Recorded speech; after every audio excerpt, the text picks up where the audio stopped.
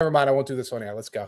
Yeah. Hi. We're discussing our vacation plans because the football season does eventually end. I'm Aaron Schatz from Football Outsiders, and welcome to our live stream for Wednesday, January 12th, 2022. It's our Ask Us Anything live stream, and I'm joined by Mike Tanier and Scott Spratt, and we've got a lot of questions already, but you can ask your questions, especially if you are watching live, which hopefully you are watching live on YouTube or Twitch or Facebook or Twitter or in the corner of our website in that little widget. But you may also be listening after the fact. Wherever you are watching or listening to the show, please subscribe if you haven't already so you get all of our playoff content. We'll be continuing with streams throughout the playoffs to get you ready for each weekend's playoffs games. And for the Super Bowl, obviously, a lot of our discussion today is going to be about coaching. So let's start with coaching questions that we got before the show by asking out on Twitter about questions. And let's talk about the coach carousel. So Joey Sucks kind of asked both of the questions that need to be asked. One is, with the new head coaching vacancies, what coordinators or former head coaches are you most excited to see get a shot or another shot?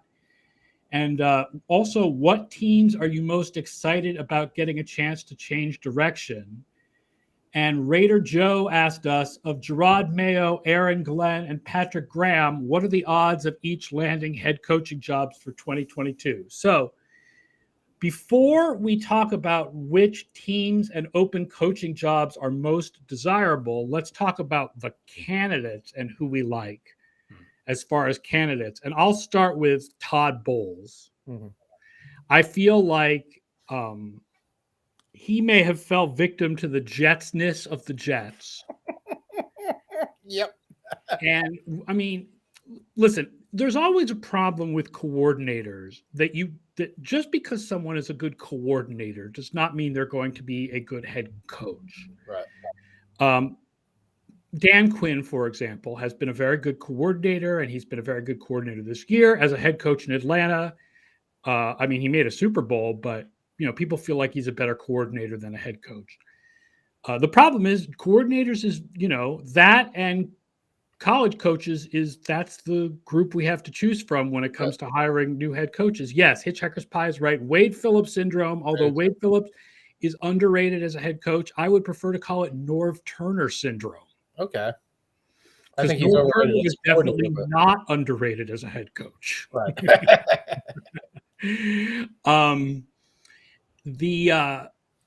Todd Bowles would be my first pick of people to interview and to give a shot. He did some things with the Jets. He had a winning season with the Jets, with Ryan Fitzpatrick as his quarterback, which, I mean, that sounds like a good coaching job. And we know that he's a master of defense.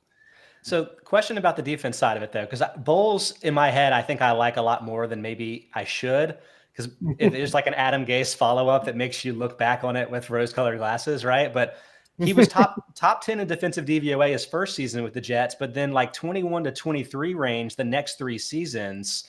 I feel like he got 4 years because the first year was so good, but like what really stood out about the latter 2/3, 3/4 of that tenure that makes you think that he's a great defensive mind? Like, again, it's hard to unpack whether that was players or, like you said, the jettiness. It's what he's done with other teams that makes you think that he's a great defensive mind. You're absolutely right. He came across as a good administrator and like preventer of the circus with the Jets. So you start with, well, he must know X's and O's to some degree in that he's had success as a coordinator at other stops. And it never gave the outward impression that he was the person causing the problems with the Jets. What happened is they had a terrible GM in McCagnon who was just drafting Hackenbergian nonsense year after year after year. And that's where the jetsiness kicks in, where he's out there trying to coach guys up and he doesn't have the guys necessary to coach up because the draft was so poor. Yeah, I tapped him as like a possible fit with the Giants for a team that like needs an adult in the room type of person, right? Where you're kind of building this from the ground up. You're looking for somebody that can bring, program building, culture, all the stuff that Urban Meyer said that maybe he wasn't actually good at doing. It seems like Bowles would be the real deal in that respect, but I don't really know what you're getting from a defensive scheme standpoint. Right. I'd be reluctant to go looking for a defensive scheme from your head coach. It's one thing to say I want an offensive scheme. I want one of these young offensive gurus. Defense, you can get scheme from guys. If you're bringing your defensive coach up, I think you want somebody who can administer the team to that respect. And I think that, again, that's what I would want from a Bulls. By the way, I'd like Leftwich to get an opportunity too. He's obviously been working under Arians for years, had success with different quarterbacks. I'd like to see him get an opportunity as well. Yeah, to the defensive scheme point, this isn't scheme per se, but Brian Flores, who I'm sure we're going to talk about because I'm guessing you guys feel the way that I do, which is that he's a really good head coach and maybe got fired for reasons that didn't have a lot to do with how good of a head coach he was. But it stood out to me this season when he played the Ravens on a short week on a Thursday night game, and he blitzed them. It was like 54% of the Ravens dropbacks. Nobody really ever blitzed Lamar before, because why would you blitz a guy that can run that well? And then suddenly blitzing became the book against Lamar Jackson, where like he really couldn't pass against it. It was like one of the worst passers in the league against blitzes. And it's just like, that's the kind of thing where I'm like, wow, like this is like a game plan specific thing that he was able to put in place on a short turn. They weren't necessarily a huge blitzing team every week. So like, that's the kind of thing that I love to see from a head coaching candidate. But, I don't know. It's hard to figure out like who gets credit and why things happen the way they do, but that's intriguing to me. I have tried to figure out what the story is behind the Flores firing. Part of it seems to be that he didn't want Tua as his quarterback. Yes. I can't figure out how much the story of him not getting along with players has to do with other players versus just Tua. That I'm not sure. But the whole thing, and the Achilles heel for him was, it wasn't just Tua. The offensive line coaches were never to his liking. The offensive coordinators were never to his liking. And at some point after 3 seasons, you have to pick the people who are the people. And he never seemed to do that. I don't think he should have gotten fired, mind you, but the guardrails had to be in place for the following season. Say, if this is not your quarterback, talk to us and we're going to solve it. And also, what's going on? Why do we have 2 different coordinators and 3 different line coaches? I wouldn't say that I would be shocked if he doesn't get another job this go around, but I will be shocked if he doesn't get another job. Right. Like, there may not be the right fit for him in this year's teams, but I can't imagine anybody would let him sit out there for more than a year, given the success that he did have in Miami. I mean, he led this team to a winning record for 2 years. Yeah. He took a team that was horrible when he started there, and he rebuilt them. I tried to find the right fit for him because he's a guy that I'm really intrigued by. And the Broncos made a little bit of sense to me since they already have an established GM. So you aren't looking for a new GM and coach that maybe have a relationship to come in together. But I don't know if they want to kind of zag away from a defensive-minded head coach. That tends to be a pattern that teams follow. And it's like, it didn't work before, and we had a defense guy, so let's get an offense guy. People like to follow up a defense guy with an offense guy and vice versa. And they like to follow up a hard ass with a player's coach and vice versa. Right. And I would not want to take, after like Fangio and Drew Lock were oil and water, I don't think Locke is long for this world for the Broncos either, but I wouldn't stick Flores in there. It's like, oh, here you go. Here's another young quarterback that you can kind of nag into oblivion. Minnesota might make more sense. Or it's like, here, it's Kirk Cousins. He can stand up to this. This is the veteran that you should probably want, the veteran who doesn't make mistakes, et cetera, et cetera. That might be a better fit for Flores. They already have the veteran who doesn't make mistakes. His name is Teddy Bridgewater. He's not under contract for next year. Well, and while Kirk Cousins is under contract, to me, that the reason the Vikings fired Rick Spielman, the GM, it suggests to me that they're maybe ready to move on and hit the hard reset. And so that's a spot where you maybe are looking for somebody to really build it from the ground up. Not that Flores couldn't do that necessarily, but it's just like everybody is open to you in that spot, I feel like. Yeah. So we've named Flores, we've named Leftwich, we've named Bowles. Who else do you guys have as top candidates in your minds? I'd like to see Kellen Moore. I think Kellen Moore is a good candidate. Yes. And we have to mention Eric Bieniemy because it feels like he's a candidate every year. There's some question about just how much he's in charge of the Chiefs offense versus Andy Reid, but clearly he's got a lot of coaching experience for a very good team. And the Reid coaching tree has been successful. Yep. So maybe specifically for the Dolphins, I'm intrigued by 49ers offensive coordinator Mike McDaniel. And this is somebody that's falling into the potential trap of looking for the next Sean McVay, because he is 38 years old. He went to an Ivy League school in Yale. He's worked under Kyle Shanahan for several years. But you're wondering, like, if the Dolphins are specifically looking to find somebody that maybe can enhance what Tua does, get a little bit more creative and expand the playbook with them, maybe in like that Goff kind of sentiment, looking for like the pre-snap motion, the type of things that maybe make it easier on your quarterback, more play action, like all of that type of stuff. That might be a good schematic fit. Like, I assume that they're going to try to make it work with Tua for one more season. And that's where it's like, you really need to find the guy that is creative in that sense, right? Right. Yes. You have to find somebody who can maximize what you can do with Tua as your quarterback. Right. Which there should be something there because he was not terrible, as we often point out. He was limited by the system. Another similar guy who's been getting interview names, Rams assistant Kevin O'Connell, former backup in the room for the Patriots, etc. And I'd like to see him go, mostly because he gave me a very gracious interview once. Bill Houston says, do you believe that Joe Judge's not running a clown show comment was a stealth appeal to the Jaguars and their fans? The other name I should mention is Jim Caldwell. I think a lot of people have pointed out that, look, Jim Caldwell had success with the Lions. They fired him and the Lions fell apart. He had success with the Colts. What happened was we always took his success with the Colts and said it was just Peyton Manning. Mm-hmm. But he had success with the Lions, and then they fell apart without him. I think Jim Caldwell is definitely one of the people being discussed in this round of hirings.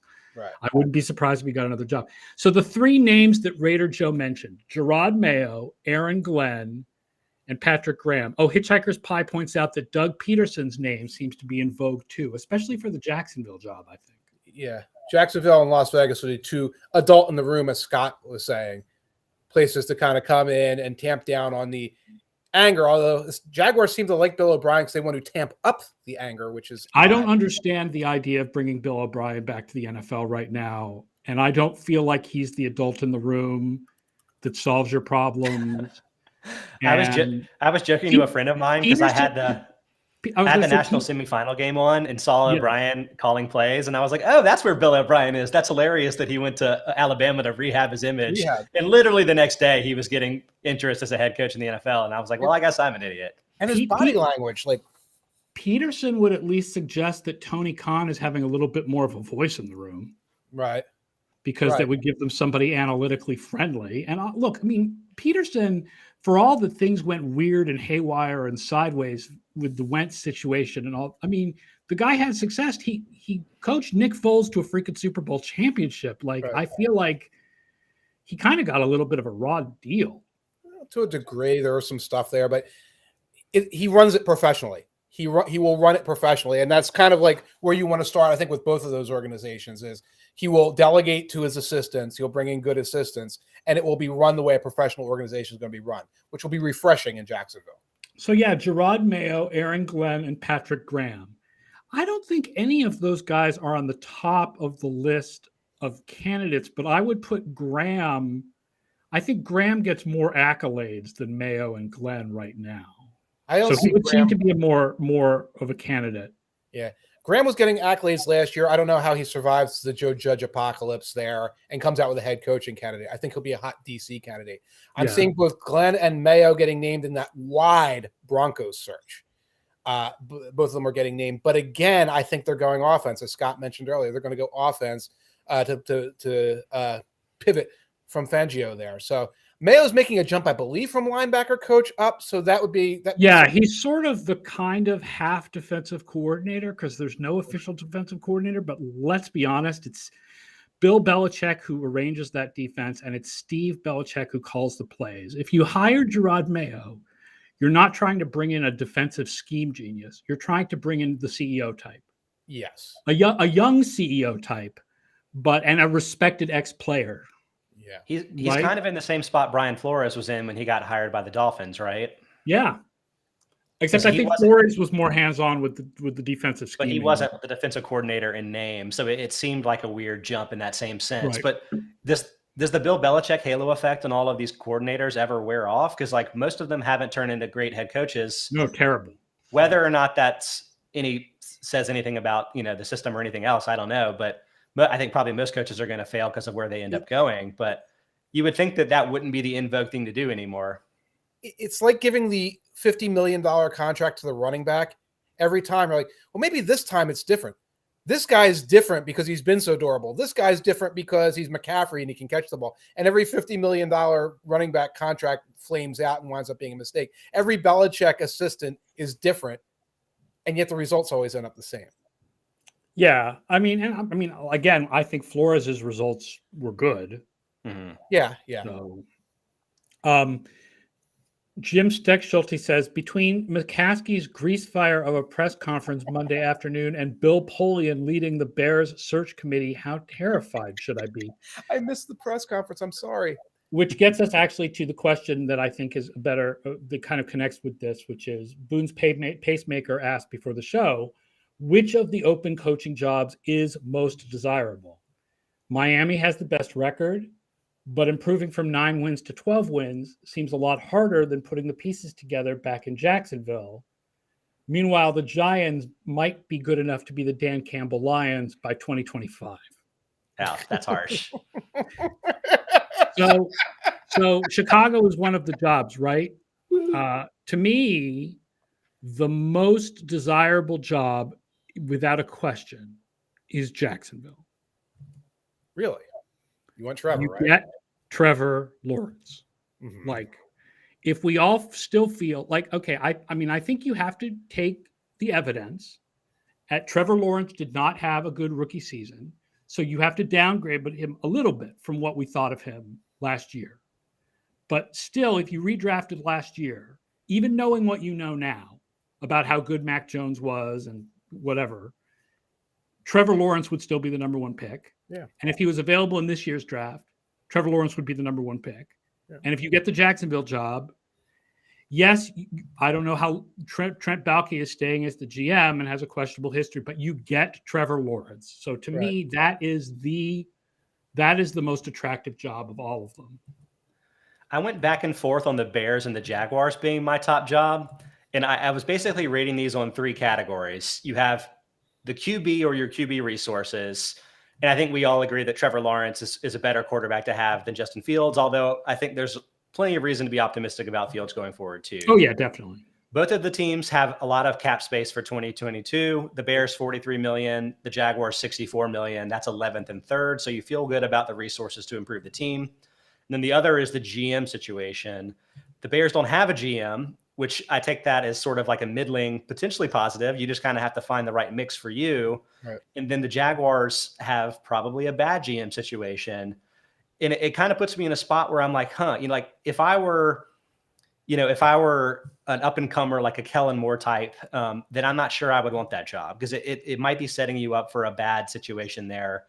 But if I were Doug Peterson and maybe I had the political power to like take that GM job in a year and get more power. And if I want to be running everything, maybe that makes more sense to me to go to Jacksonville. Does that make sense? No, it does. And that's one of the things you assume as a head coach for right now, the teams that don't have the GM, which is Minnesota, which I think is undesirable because everyone's old on the roster and you have to come in and figure out what you're doing with all the old guys. And the Bears, you're either coming in with, and the Giants, but you're either coming in with your buddy as the GM and he brought you in, or you're coming in as sort of like the CEO, like Peterson could potentially be, and you're going to have a somebody under you doing that job. In both of those cases, that's pretty appealing. I don't know if it's more appealing than Jacksonville, but I would definitely think about it. The idea that I'm coming in as part of an entire regime, and in a year or so, there's not going to be the latest power struggle going on there, which is a potential you might have in Jacksonville with Baalke, and with Schatz at the top, like having one eye on one thing and one on soccer and one on wrestling and et cetera, et cetera. And there's major upside with the Broncos too, because they have plenty of cap space, $44 million. We think they probably have a good GM, right? Nope, today. And so like, what if they are the quarterback destination for the disgruntled star? Yeah. And I don't know how real we should treat that as a thing every season. Like it may not be every year that you can just grab Aaron Rodgers or whatever, but that is a situation that could become the most competitive, the quickest if things broke right for them. Yeah. Joey Sucks said, yeah. Is it better to come into a good team with expectations or a bad team where you likely have a bit more job security? Bad team. Go in there and goof off like Matt Rule for a year. I mean, don't goof off like Matt Rule for a year, but have like that honeymoon period. don't necessarily come in with a high expectation. Miami would be tough because the expectation is that you're going to build on 9 and 8. Yeah, it could also be tough because they might be trying to trade Tua for Deshaun Watson, and you have no idea walking into the door what's going to happen. Yeah, that's what I was going to say before. Be careful when you look at the cap space for a team that doesn't have a quarterback on the payroll for 2022, because that cap space can disappear in a heartbeat if you say, well, we've got to pay. Forget Aaron Rodgers, we may have to repay Teddy Bridgewater, and that's going to be $22 million off the top right there. Do we all agree that the worst job right now, even though you've got the GM flexibility where you may come in with a GM that you get along with, is the Giants? I do. They're 13 million over the cap right now. So they're basically they're bottom 5 in terms of cap flexibility. And you can't make this team any better, and you're bad. So I don't really know what the game plan would be other than to draft one of these quarterbacks that no one really seems to love and then hope for the best. Yep. Agreed. Yeah. Or hope that you're the genius that can turn Daniel Jones into a star. But at this point, I think that ship has sailed. Right. No, he's going to be like your mediocre bottom rung starter at best moving forward. Do you, if you're the Las Vegas Raiders, do you add yourselves to this group of teams, or do you keep Rich Bisaccia after he took a team with all kinds of off-field issues and somehow maneuvered them into the playoffs? No, I mean, this is fool's gold. And I hope that I agree with you, but I wouldn't be surprised if they did it anyway. No, I wouldn't either. And I hope he becomes assistant head coach for the rest of his career, no matter where he goes. But the idea is congratulations. We got all these weird penalties in the Chargers game, and we played the Browns scout team, et cetera, et cetera. It was a great effort. Do not lock the next 2 or 3 years into this interim head coaching situation. Yeah, I think it's true that the Raiders were outscored by something like 60 points this season. So it's just it's like a ridiculous thing that they made the playoffs. That happens in the NFL in such a small set of games, but you can't assume that this means that you're going to be competitive every season. And it might be particularly difficult in that division with Patrick Mahomes and Justin Herbert for the next 10 years, potentially. You really need to build like a juggernaut to expect to compete. That's the other reason why I would not want. I would much prefer other jobs to either Denver or Las Vegas. Is I do not want to be taking a job. If you take a job in the NFC North, like you're Chicago or Minnesota, right? Aaron Rodgers eventually is going to go or retire. And otherwise, that division is there for the taking. If you take the Jaguars job, it doesn't feel like the Colts or Titans are that strong for the long term. Like if you take the Denver or Vegas jobs, you're fighting with Mahomes and Herbert every freaking year. Right. Going back with a non-coach question, Todd Singer asked, Mr. Tanier, that's you, even as a Colts fan, I enjoyed reading the Carson Wentz victimization index entries this year. But what would you recommend they do now? If they cut Wentz before March 19th, they avoid a $7 million roster bonus, but absorb $15 million of dead money in 2022. They have no first or third round picks. As you know, as an Eagles fan, projected to have $50 million in cap space in 2022. He's a speedboat. Carson Wentz is a speedboat. The second happiest day of your life is when you get him. The happiest day of your life is when you get rid of him. And I don't know. I was looking at it earlier in the week, and I said, I can't think about this right now. I can't think about the Colts situation. What they definitely need to do is they need to dip into this quarterback solution pool, even though this is a very weak quarterback class. And if there's somebody lying around in the second round who's got athletic tools, start the process of moving on from Carson Wentz, because they have been wiffle waffling since Andrew Luck was obviously reaching the point where he was never going to be healthy and becoming dissatisfied. And instead of solving the problem, they were always looking for a patch. Carson Wentz was a patch. The patch has fallen off. It's going to cost you money to move on from him. But if you don't start the process now, you're going to be in the same boat in 2023 with nothing to show for it. Not even your Jalen Hurts-esque, oh, don't worry, Carson, this guy's not a threat to replace him. Joey Suck says Jameis to the Colts. I would think it makes a lot more sense for the Colts to do what you just said, like use a second round pick on a quarterback rather than having 2 veteran free agents fight over the job. Right. And Jameis and Carson, that would be an interesting dynamic in the room. I don't know how that would go, but you're going to go back to square one. Hey, here's our latest veteran patch. We went 9-8 again. And now the following year we'll get Daniel Jones or whatever they're going to do. It's a merry-go-round at this point. They need to get off it. What about Nick Foles to the Colts? If the Bears hire an offensive coordinator with a different system. Well, I mean, that's not an upgrade on Carson Wentz. No, and you guys are now on purpose trying to hurt Carson. You're trying to hurt his frat. All the jokes about him that didn't come from me around the world, it's not going well right now, okay, in Carson land. So, yeah, don't actually bring Nick Foles and Jalen Hurts and all these other guys in there because that's not going to work. Serious question, Mike. Do you think that Sam Darnold is basically the same person, but it's just the circumstances are different? Because that's a theory that some of my Panthers fans and I have, but not a productive one necessarily. But I can kind of see it. The arm talent is really there, but the mind it doesn't work the way that it needs to work for the position. I think it's different personality traits. That's true. One took too many hits and one took too much criticism. Maybe that's the best way of putting it. And their style of interception is a little different. But I can see the flamboyant interception is relatively similar. I think that's an archetype of failed prospect. This guy will come out there and give you that wonderful play once in a while, that 2-game stretch once in a while, and then the problem that made them a failed prospect propagates on them. The problem is that Wentz had like a 13-game stretch of that strong play. Yes. And Darnold's never had that stretch. So with Wentz, there's almost this feeling of paradise lost. Yes. Like, wow, there was that one year when he was so good. And if we could just get back to that. Darnold, there's none of that feeling. The year he was so good is college. Right. Yeah. The thing is, like, Carson has had 2 incredible offensive lines.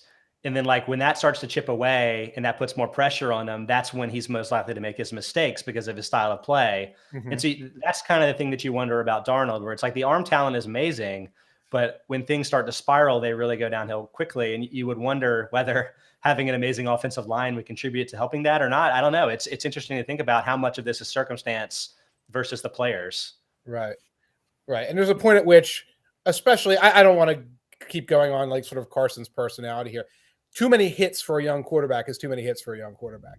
Most of them do not rebound and say, hey, I've got my pocket timing and presence back after taking the amount of sacks that Sam Darnold has taken in the last couple of years. Here's another coach question. Given how parallel and intertwined their lengthy runs have been and how comparable their stats and accomplishments are, how do you project history will regard the careers of Tomlin and Harbaugh, and where will they end up on the coaches' wins list? And I actually have a graphic for this question. Oh, good. I got it before the show, which is, let's look. These are the top NFL active head coaches in regular season wins. And despite the question, Tomlin and Harbaugh are not next to each other on this list. Tomlin has been a coach for 2 years longer, so he's higher on the historic coach wins list than Harbaugh is. And interestingly enough, like, Tomlin and Peyton both came in the same year. They both started 2006. Mike McCarthy and Harbaugh both started in 2008. So it's interesting. I think that Harbaugh will be very well regarded by history because I think we won. We, the nerds, won. If you look at 4th down decision-making in the NFL, I think by the time we get to 15 or 20 years from now, people will wonder why coaches were ever as conservative as they were until 4 years ago. And I think Harbaugh his reputation as one of the coaches who broke that open will serve him well historically. Okay. I'm also trying to look at where they're going to land in the all-time list. I have no idea because I have no idea how much longer these guys are going to coach. It seems like they're still going pretty strong and they're still fairly young. They're both fairly young. Tomlin's 49, Harbaugh's 59, so there's a 10-year gap there. And if Tomlin, who's won 10 wins per season as a head coach, if he won 100 more games, say played 10 more years plus, that would put him 3rd behind Don Shula, George Halas, and Bill Belichick, and presumably possibly also, behind Andy Reid, who's currently 5th, if they keep going too. So it's like he can get to a really elevated tier, which is exciting if he can figure out what to do without Roethlisberger going forward.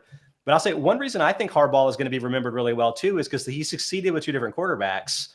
Because he won what, at least 8 games for like 7 or 8 seasons with Joe Flacco at quarterback, then won the Super Bowl. And then his turnaround had done it again with Lamar, not the Super Bowl, but that could potentially still happen. Right. And that's a thing that I think sticks in people's minds because we're also unsure how to parcel out, oh, the coach deserves this, the quarterback deserves this. And that was a thing with Bill Belichick, who I think we rightly think is the best coach of all time. There were a lot of people that were like, it seems kind of like Brady's the one that's more responsible for this. And that's only now changing that he's having success with Mac Jones. So I think Harbaugh did something extremely rare by having so much success with 2 different quarterbacks. Yeah. I don't want to take these statements about Harbaugh to be seen as a diss on Tomlin. I think Tomlin is going to be a Hall of Fame coach. What happens is when it comes time to nominate coaches for the Hall of Fame when his career is over, and like you said, I didn't realize he's 10 years younger than Harbaugh, so he's going to be around for a while. Yeah. We're going to talk about that no losing season streak, even though the no losing season streak is a little arbitrary because of the 8-8 season. Yeah. And we're going to talk about his ability to manage his players. Mm-hmm. And the fact that he managed Antonio Brown for so many years will be mentioned. Mm-hmm. And I'm pretty sure Tomlin is going into the Hall of Fame. Right. One thing to keep in mind as you go future in the Hall of Fame, the coaches have been separated from the players. So the Hall of Fame used to be that way. Now it is. Yeah. So the Hall of Fame was really difficult for coaches because they're mixed in with the players, plus owners and guys like that were all in this soup of people. And now with the coaches and the contributors kind of off to the side, it's going to be a little bit of an easier road. And I think that's beneficial. I think a lot of these coaches deserve these opportunities. So by the time that Tomlin comes up, even when Harbaugh gets up, even possibly when Sean Payton gets up, most of the Super Bowl winning coaches with a lot of wins, they're not going to be in there saying, well, is it him or Tom Brady? We better pick Brady. They're going to be among each other. And I think that's going to give them better opportunities. I also feel somewhat confident in saying that despite the success that he may have, unless he wins a Super Bowl in Dallas, I don't think Mike McCarthy will be a Hall of Famer. I feel like there's just too many people who have these negative vibes about him, despite the fact that he's had a lot of success. Right. And I don't know the list. There's a long list of won Super Bowl, but didn't make the Hall of Fame coaches. Not many of whom have McCarthy's win record. But you can go back to, the Vermeils and people like that, et cetera. But you're right. When they go into the room and they start getting the testimonials from the players, from the assistants, from the opponents, I don't know what they're going to be saying about McCarthy. I think it's going to be mostly positive about the other guys. I'm not sure it's going to be mostly positive about McCarthy. Yeah. Parker Shorey asked before the show, I just saw a fantasy ranking for 2022 putting Amon-Ra St. Brown at 30. Am I crazy, or is this guy top 10 next year? Well, I mean, I hate to pour cold water, but I think I'm going to have him probably closer to 30th than I'm going to have him 10th. And there are a couple of reasons. The first is, yes, he was amazing down the stretch from weeks 13 to 18. I think he was the number 2 fantasy receiver behind just Cooper Kupp, but he was very lucky to be so. He had 5 touchdowns, but just 2.2 expected touchdowns, giving him the biggest touchdown surplus among wide receivers. He had 16 red zone targets in that time, but just 4 end zone targets, and he caught 3 of them for touchdowns. It's an unusual level of success for those few opportunities in and around the goal line. Just to give you some examples, Stephon Diggs had 13 end zone targets, but just 2 touchdowns in that time. Justin Jefferson had 9 and scored 4. DK Metcalf 7 and 3. And St. Brown is 6 foot and 197 pounds. I don't think there's any reason to expect that he's going to be DK Metcalf going forward in the end zone. So I think that's for one. That's tough. The second is that he just had a ton of work. And I think that really relates to the fact that the Lions had so few other good players on the team to work with. I kind of call this the Jeremy Grant syndrome. He's a player in the NBA who scored 12 points per game for the Nuggets 2 years ago and then scored 22.3 for the Pistons. Mm-hmm. And like you can say, like, hey, did Jeremy Grant get really, really good from one year to the next? Or did he join a team that's just not nearly as good and suddenly he gets more opportunities? It's like in fantasy basketball, like you draft players on expansion teams because somebody has to score the points. Exactly. And so if you look at the teammates, I kind of did this split. We're looking at individual players that got a lot of targets and then looking at the yards per target of everybody else at wide receiver and tight end for the position. St. Brown had the 16th lowest yards per target by teammates of everybody with a lot of targets, was kind of in there with Darnell Mooney, Elijah Moore, and Brandon Cooks, who I kind of treat along similar lines, especially Brandon Cooks, a player that we've seen be less featured and more featured based on the quality of players around them. So like, I think there's some points there that say there was definitely some luck involved with the big bounce, like the big increase for St. Brown. Now, all that said, I mean, I think there's still tons of reasons to be optimistic about the guy going forward. He was a 4th round pick, so maybe he isn't going to be Demaryius Thomas or AJ Brown, players that had similar late season runs when they were younger. But, he's also a heavy slot guy. Then those are the guys that we tend to misevaluate because of a lack of physical tools.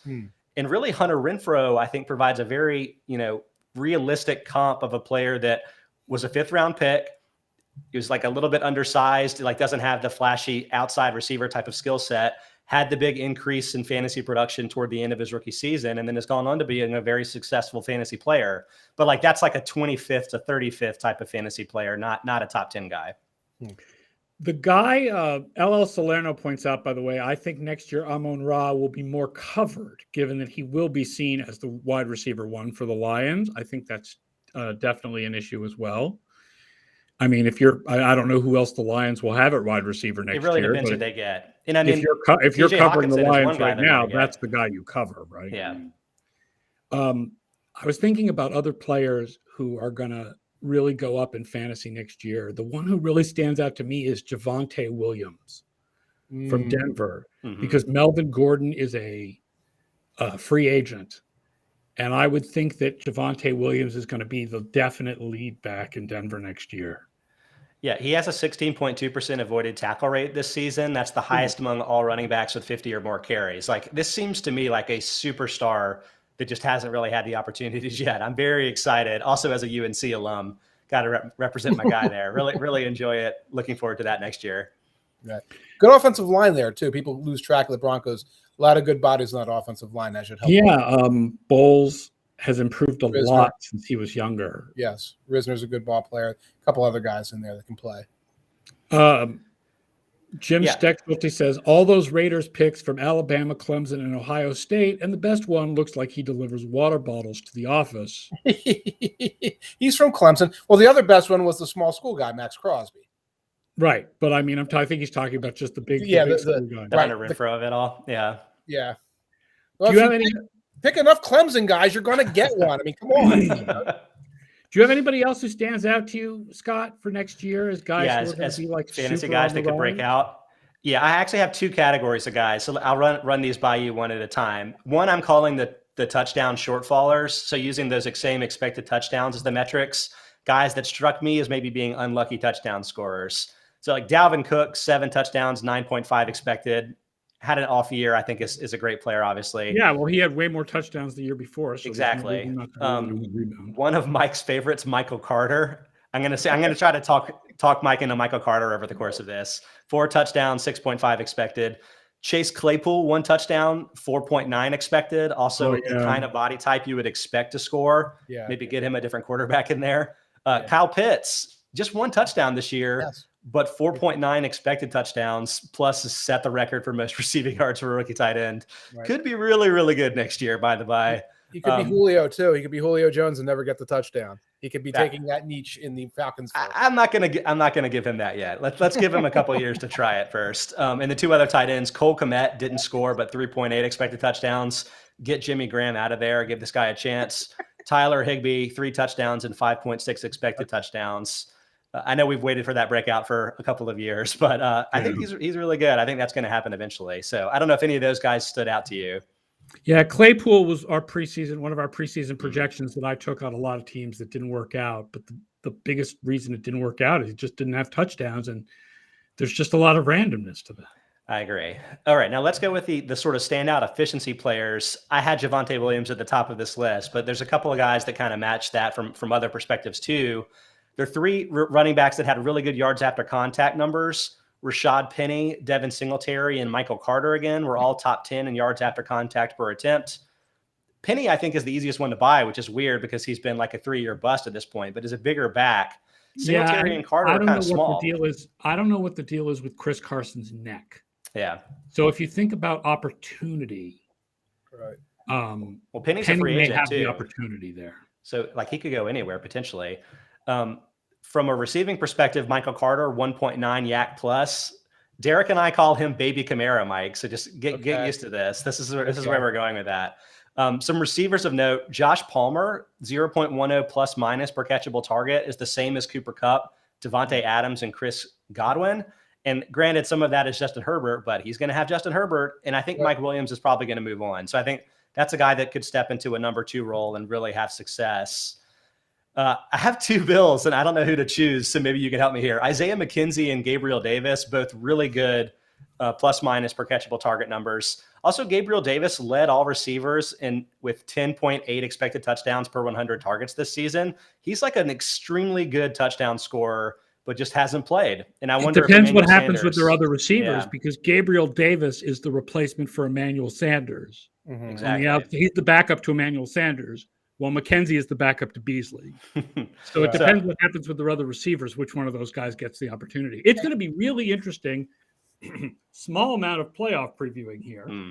It will be really interesting to see what the Bills do in this playoff game, given that McKenzie destroyed the Patriots in that second Bills-Patriots game. Yeah, but doesn't normally play a role because Beasley is normally not on the COVID list. Do they go with Beasley or do they go with McKenzie?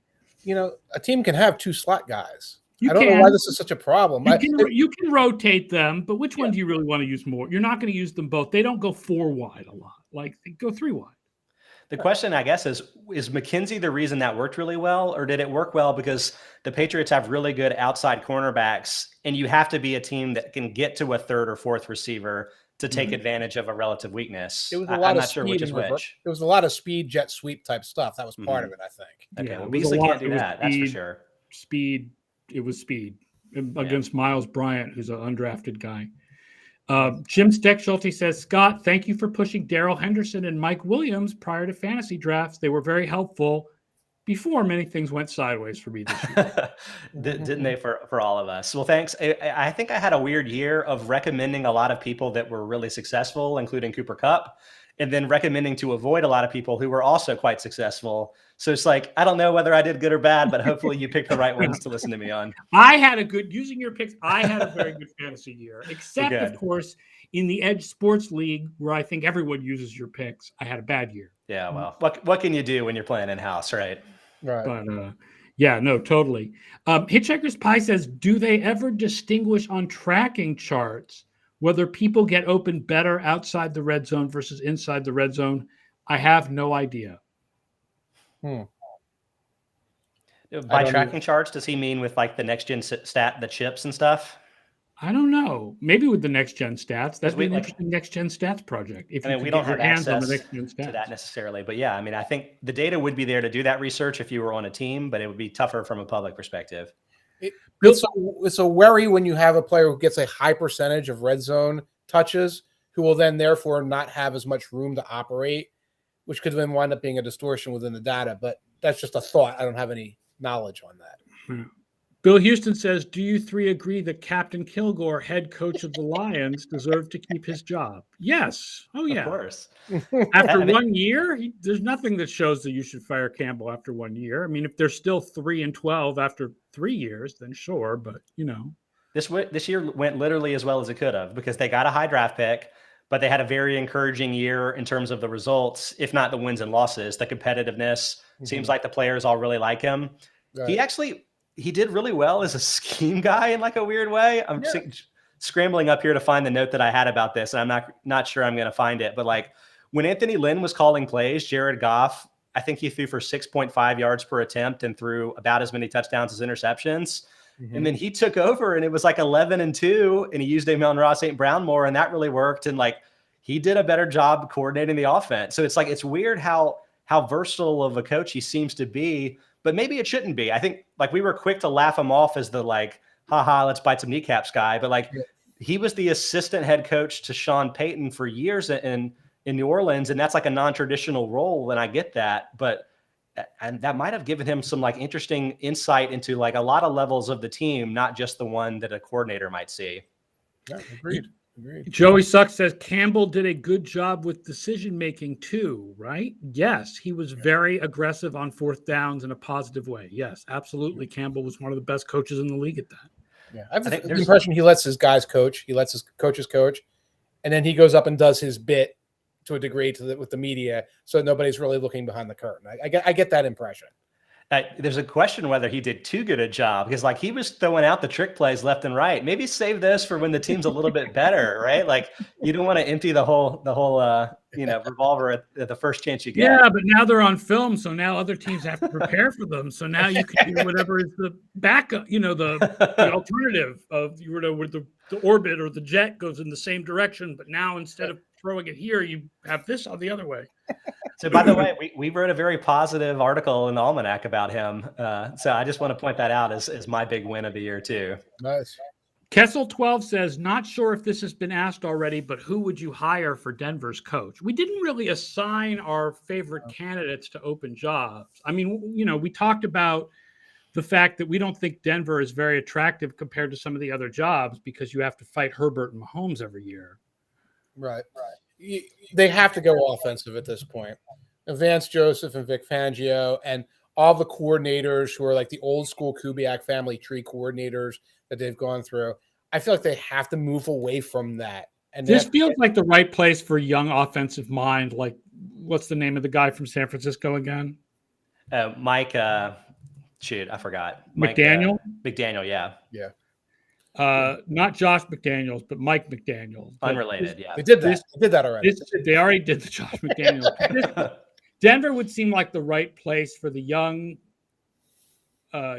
talented, go-getter offensive mind with new ownership, right? And an established general manager. Yep, I agree. Grab one of those. Grab one of them off the rack. The Getsy guy. Or Kellen or the kid from San Francisco, grab one of these guys and go. Not that I don't like them there, but I feel like a type like that I would like a lot with the Vikings, because I feel like if you are hitting the hard reset and you either have a year of Kirk Cousins to kill or maybe you're going to trade him away as best you can. There's weird cap implications with all of that, but maybe you have time to learn on the job a bit without the pressure of winning. But they've, remained loyal to their guys for longer hiring periods than a lot of the teams. So like, to me, that would be an intriguing place to take a guy that's a first-time head coach that maybe is more creative, more scheme forward and stuff. Yeah. But I don't know if I'm getting a little bit too deep into the weeds from that perspective. No, it makes sense. There's plenty of mini McVees. We can give them lots of jobs. There's always another one coming off the assembly line. Bill Houston says the Broncos interviewed Bieniemy, but I have a better chance of being an astronaut than Bieniemy landing a head coach job. I actually don't think that's true. I think Bieniemy's got a chance. Bill Houston could be an astrophysicist who, can handle 12 Gs without a problem. I don't know. I hope Bieniemy gets his opportunity. This has turned into almost like this meme. It's like year 5 of talking about this. So I hope it happens. And I think he would be a fine fit. He cannot replace Nagy. You can't just grab the next Reed assistant up the line. So Chicago would be a bad place for that. But New York would be an okay place for him. Denver would be a reasonable place for him. Yeah. Mike, I think we've discussed this before, and I don't know if we got anywhere per se, but I always wondered whether Bieniemy's biggest issue wasn't like interviewing or anything along those lines. The issue was that the Chiefs went on deep playoff runs each of the last 3 seasons and kind of made him a later hiring candidate. I almost feel like the ability to interview head coaches before the end of the season was a rule made to give Bieniemy a chance to interview. And I don't know if I'm overthinking things here, but maybe that could give him I think chance. He was one of the reasons for it. Sure. Yeah, but other guys have won Super Bowls and gotten hired the next day. That happens too. Yeah, it's tough to know. And maybe his issue is just that he's not a 35-year-old person of a certain color that went to an Ivy League school. And maybe that's the thing that everyone's chasing. Yeah. But I'm hoping that it had to hurt him that he was playing deep into the postseason the last few years. It didn't help. Let's put that. But the idea we don't want to bring in the successful guy in this particular situation is a little bit odd. Lots of Belichickians have moved on, and they're usually going deep into the postseason every year. Here's one other question from before the show from Adam Bonin. The Eagles have Gardner Minshew under contract for one more year at an exceptional price. When the offers come this offseason from Denver and Charlotte and parts unknown, should they take the best one or hold on to Minshew as Hurts insurance? Charlotte is parts unknown. Sorry, Scott, but that's we would love you. I would take him. Dangle him at the end of that line. Dangle him out there and see what you get. If you get this Sam Darnold type offer, then and that's how Howie, I think, is going to approach this. He's going to shine Minshew up. He's going to make the phone calls himself probably and see if there's I'm not going to say sucker, see if there's a taker at a right price. If that price doesn't come in, you're right. I think affordable backup, Hurts insurance, etc., that's useful, and you hold on to him in that case. Is the theory that Hurts would be potentially more likely to get hurt because he runs so much? Or is this just about the Howie Roseman philosophy of you don't have a backup quarterback, you have a second quarterback because you expect both quarterbacks to play, and it's it's just good to have a backup that's good. It's both, and there's probably in the background the are we 100% convinced with Hurts? I'm not 100% convinced with anybody in this world, but I'm pretty convinced with Hurts. If Hurts is not your future, Minshew's not your future. That means your future is not in the organization. But there is the fear of injury there. And you're right. There's also that sense of, we are the quarterback factory, et cetera, et cetera. So, we're going to maximize the leverage we get from this guy. Joey Sucks asks, would Philly rather get a backup with a similar skill set to Hurts? Yeah, probably. Let's see what they do in the draft. Let's see what they do. You can get that kind of scrambling read option guy. One thing I'm not certain of is, are they thinking like we're going to be the Ravens now with the way we're going to do things? Or is the idea that we're going to open up the passing game more and that read option is going to go from, 20 plays a game to 10 plays a game? So those are the answers we don't have right now. Maybe we'll know a little bit more after the playoffs. L.O. Salerno asks, do you think the Bucs lose both their assistants this year? I would say just based on the odds of everybody getting jobs, the odds would suggest that the most likely outcome is that one of the coordinators moves on and one of the coordinators stays. I'm sorry. This is the world we live in. I'm not going to bet on 2 African-American assistants getting head coaching jobs. That's not the world I want to live in. That's the world we live in. So I will say the odds are you'll keep at least one. 2 African-American assistants who are not close friends with Sean McVay. No comment.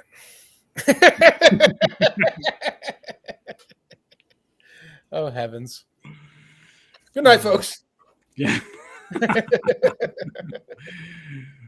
Well, lots of guys that work for Sean McVay. Byron Leftwich isn't one of them. So the record scratch on on this podcast was really extreme there. Holy cow. So congratulations to Deacon Blues, the winner of Loser League. Yes.